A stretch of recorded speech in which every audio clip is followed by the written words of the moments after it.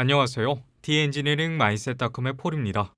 이번 영상에서는 VFD의 작동 방식을 이해하기 위한 기초부터 살펴보겠습니다.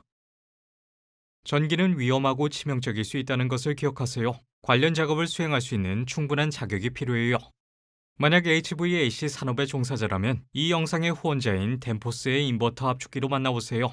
오늘 영상에서 다룰 VFD와 같은 가변속도 기술과 함께 사용하면 HVAC 유닛의 효율성이 향상되어 귀사와 귀사 고객의 비용을 절감할 수 있죠.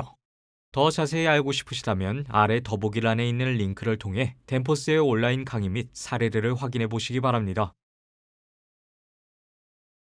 VFD는 가변적인 주파수 드라이브의 약자로 사진과 같은 모습인데요. 아마 AC 드라이브나 베리어블 스피드 드라이브라는 이름으로 들어보셨을 거예요. 왜냐하면 이 제품들은 AC 모터의 회전 속도를 제어하기 위해 사용되기 때문이죠. AC 모터와 VFD는 모든 산업에서 사용되며 특히 HVAC에서 많이 사용되는데요. 예를 들어 냉동 시스템에서 압축기 속도를 제어하는 데 사용되는 것을 볼 수 있는데 이는 냉각 수요에 근접하게 대응하여 상당한 에너지 절감 효과를 얻을 수 있게 하죠.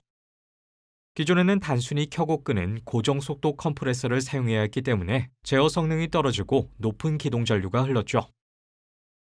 또한 VFD는 에너지 절약과 시스템의 성능 및 제어성을 향상시키고자 HVAC 시스템의 펌프와 팬 등의 부하를 제어하는 데 사용되기도 하죠. VFD 장치는 모터로 공급되는 전원 장치에 연결되는데요. 이 유닛은 모터 및 모터 구동용으로 공급되는 전기의 주파수를 변경할 수 있으며 이를 변화시킴으로써 모터의 회전 속도를 제어할 수 있어요. 그래서 우리는 VFD를 사용하는 거죠. VFD의 작동 방식을 이해하려면 먼저 전기의 몇 가지 기본 원리를 이해해야 하는데요. 전기에는 두 가지 종류가 있습니다. 첫 번째로 살펴볼 것은 DC 또는 직류인데요. 이것은 가장 간단한 종류이며 배터리나 태양 전지판 등에서 볼 수 있죠. DC를 한 방향으로만 흐르는 물의 흐름을 가지는 강처럼 생각할 수 있어요. DC에서 전자는 한 방향으로만 흐릅니다. 영상에서는 음전기 쪽에서 양전기 쪽으로 흐르는 전자 흐름을 보여주고 있지만 여러분은 기존의 방식인 양전기 쪽에서 음전기 쪽으로 흐르는 전류에 익숙하실 텐데요. 전자 흐름은 실제로 발생하는 현상이며 기존의 것이 초기에서부터 사용된 이론이었죠. 두 가지 이론과 우리가 어떤 이론을 사용하고 있는지 알아두세요. 전기가 흐르려면 회로를 완성해야 하는데요. 그러면 전기는 항상 그 전원으로 돌아가려 할 거예요.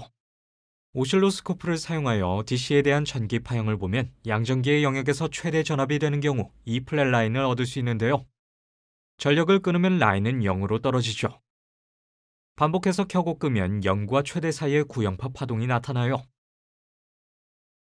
스위치를 각기 다른 시간에 걸쳐 온오프 시키게 되면 맥동하는 패턴을 얻게 되죠. 다른 유형의 전기는 AC 또는 교류인데요. 이 유형은 여러분이 집과 직장의 콘센트에서 얻을 수 있는 거예요. 이 유형의 전기는 구리선 내의 전자가 끊임없이 극성을 바꾸며 앞에서 뒤로, 뒤에서 앞으로 흐르게 되죠.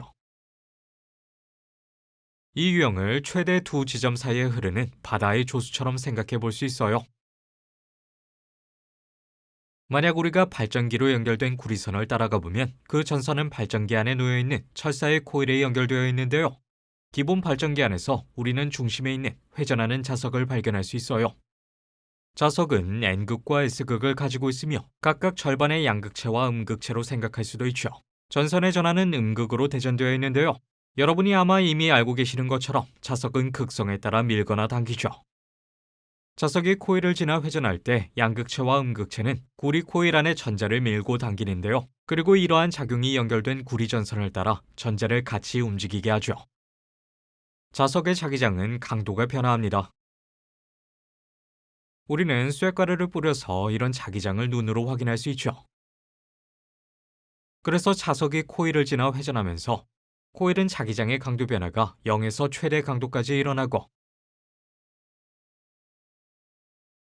코일을 통과할 때 다시 0으로 감소하게 돼요.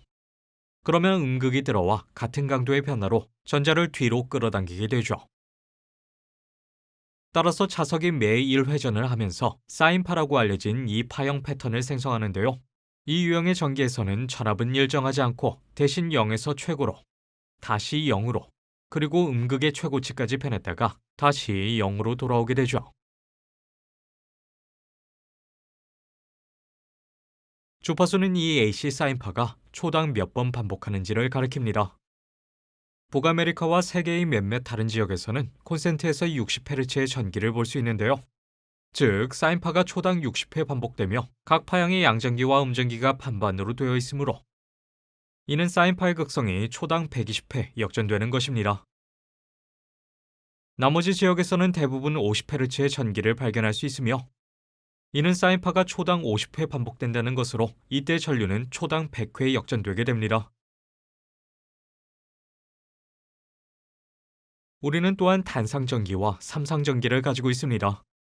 단상은 발전기에서 단상까지 연결되기 때문에 사인파가 단 한 개뿐인데요. 그러나 삼상전기는 각각 3상의 연결을 가지고 있죠. 위상은 전 단계와 120도 떨어져 발전기에 삽입되는 와이어 코일인데요. 이것은 코일이 서로 다른 시간에 회전하는 자기장의 최고점을 경험한다는 것을 의미하며 이로 인해 우리는 각기 다른 사인파를 가지는 3상을 얻을 수 있죠.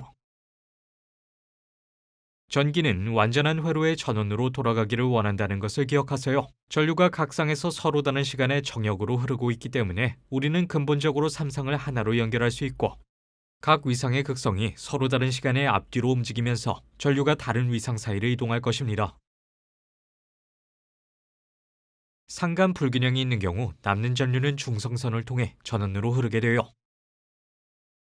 단상으로는 피크 사이에 이렇게 큰 갭이 생겨요. 그러나 삼상에서는 각각의 파형이 부족한 부분을 메우고 따라서 더 많은 전력을 제공할 수 있죠. 북미에서는 두 개의 핫 와이어와 중성선이 있는 분할 위상 시스템을 발견할 수 있는데요. 이것은 변압기에서 반으로 쪼개지는 단상 공급 장치예요. 지난 영상에서 이 부분을 상당 부분 다룬 바 있으니 필요시 아래에 있는 링크를 참조하세요. 우리는 AC 모터의 전원 공급 장치에 VFD를 설치합니다. 이것은 대부분의 애플리케이션에서 일반적으로 3상 공급입니다. 이 상들을 좀 더 쉽게 구분할 수 있도록 각기 빨강, 노랑, 파랑으로 색칠하는데 각 나라마다 색 코드가 다르므로 이에 유의해 주시기 바래요. 삼성은 VFD로 들어가서 정류기에 연결되는데요. 정류기는 병렬로 연결된 여러 개의 다이오드로 구성되죠. 다이오드는 한 방향으로만 전기가 흐르게 하고 반대 방향으로 되돌아오는 것은 차단해요. H가 정력으로 흐를 때 우리는 그것이 갈 수 있는 경로를 제어합니다. 이렇게 되면 우리는 고르지 않은 DC를 얻게 됩니다. 고르지 않은 DC 전기는 두 번째 부분인 DC 버스로 흐르는데요. 이 필터는 축전기와 유도기 모두 또는 하나만으로 구성되며 정류된 DC를 순수하고 안정되며 일정한 DC 전압으로 만들어주죠. 그것은 갭이 발생할 동안 전자를 방출하여 교류 성분인 리프를 제거해줘요. 그런 다음 안정된 DC가 최종 섹션인 인버터로 흐르는데요.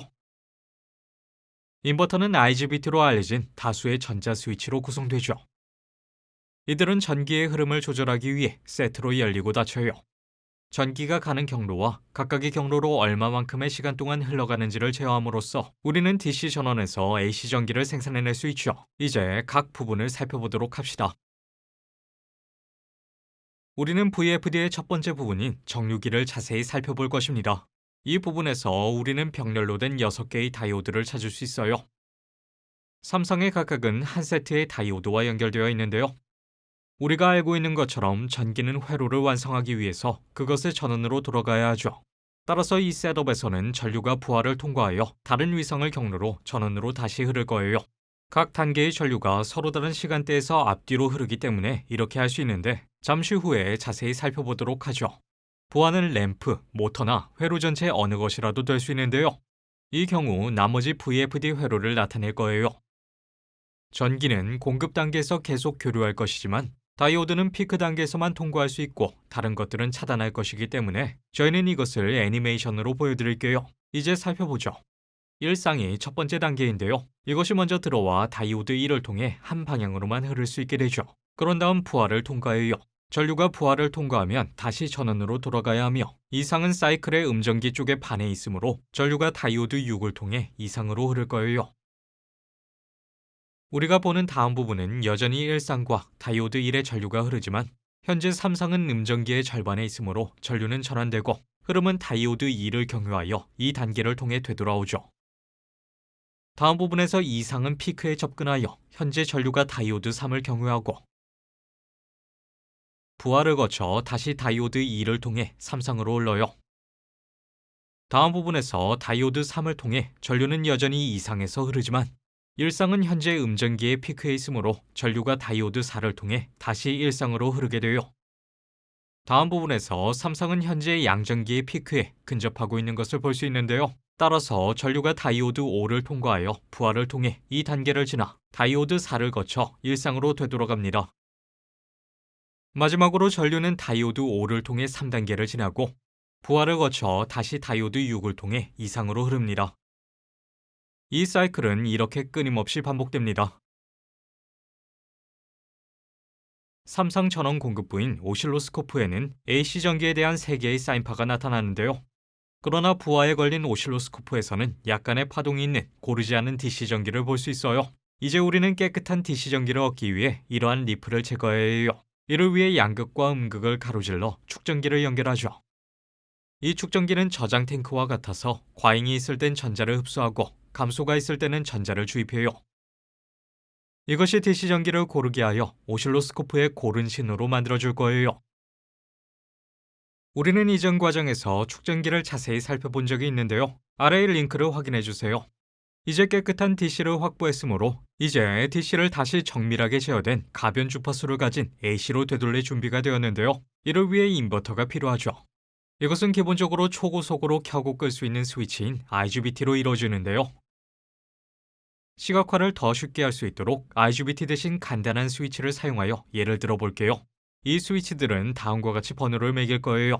삼상을 얻기 위해 우리는 스위치를 세트로 개폐하여 우리의 공급과 복귀 경로를 형성하는 전류의 흐름을 유도해야 하죠. 그러면 연결된 모터에 교류 전류가 흐르게 되는 거예요.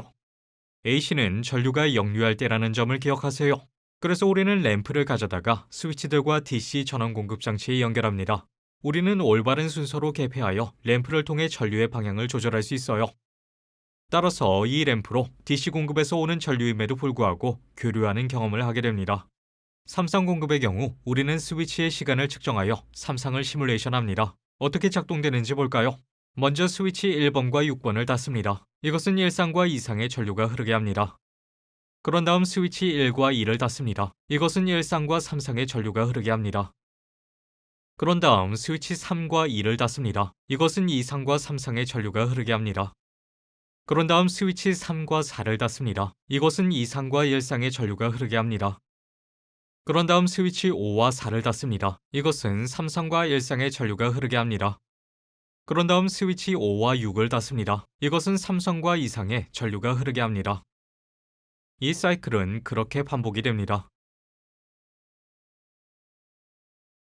이것을 오실로스코프로 확인하면 이제 조금 사각형이라는 것을 제외하면 AC처럼 보이는 파동 패턴을 갖게 될 것입니다. 이는 일부에는 효과적이지만 모두 다 그런 건 아닌데 그렇다면 이를 어떻게 계산할 수 있을까요? 이전 영상에서 다른 속도와 지속 시간으로 스위치를 열고 닫아서 파형을 바꿀 수 있다고 말했던 것을 기억하시나요?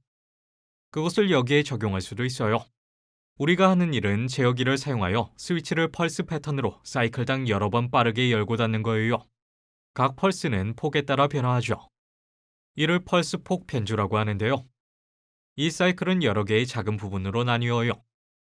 각 세그먼트에는 흐를 수 있는 총 전류량이 있는데요.